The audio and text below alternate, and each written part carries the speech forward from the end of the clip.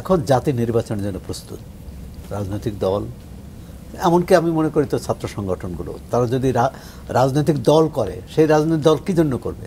Pressure group করলেও কিন্তু তাকে নির্বাচন করে দেখাতে হবে যে আমার এই জনসমর্থন আছে, তুমি আমাকে উপেক্ষা করতে পারো না।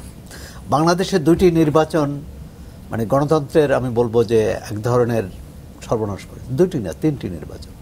৭৩-এর নির্বাচন, বিরোধী দল নাই।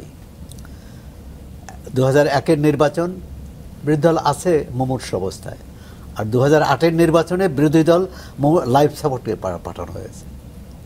তো সুতরাং ভবিষ্যতে দুদুভাই আছে, সে কারণে বললাম যে ভবিষ্যতে কোনো দল বা প্রত্যেক দল যাতে এটা মনে রাখে যে জনপ্রিয়তা মানে বেশি আসন পাওয়াই কিন্তু গণতন্ত্র না, বরং বিএনপির তো উচিত হবে আসন যাতে কম পায়। কারণ এটা একটা আমাদের কি সরকার গঠন করতে হবে না, সরকার গঠন না, সরকার গঠন করতে লাগে ১৫১টা আসন। আর বিএনপি তো আমি জানি না যে কিভাবে কি তাদের কিভাবে এই কাঠামোটা কিভাবে হবে।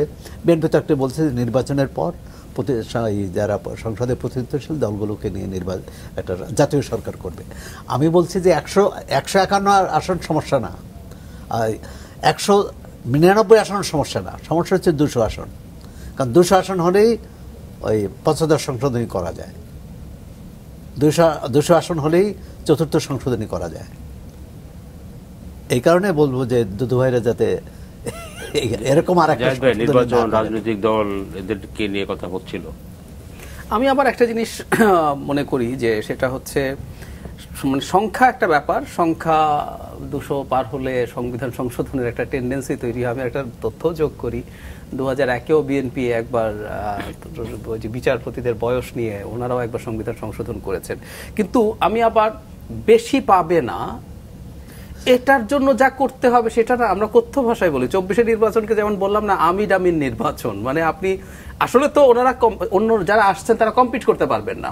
আমি নিজে খুব ডাইলেমাতে থাকি কি করবে। আমিও মনে করি বিএনপি বিরাট মেজরিটি পাবে, মানে ২০০ তো বটে, ২০০ ছাড়িয়ে বহু দূর চলে যাবে। তাহলে সমাধানটা কি? এবং আই অ্যাগ্রি যে এটা শুধু ৫ বছর না, আমি একটু গ্রসলি যদি এখনকার পয়েন্টে দাঁড়াই, আমি কিন্তু বিএনপিকে আগামী ১০ বছর ক্ষমতায় দেখছি উইথ ভালো কোয়ালিটির নির্বাচন।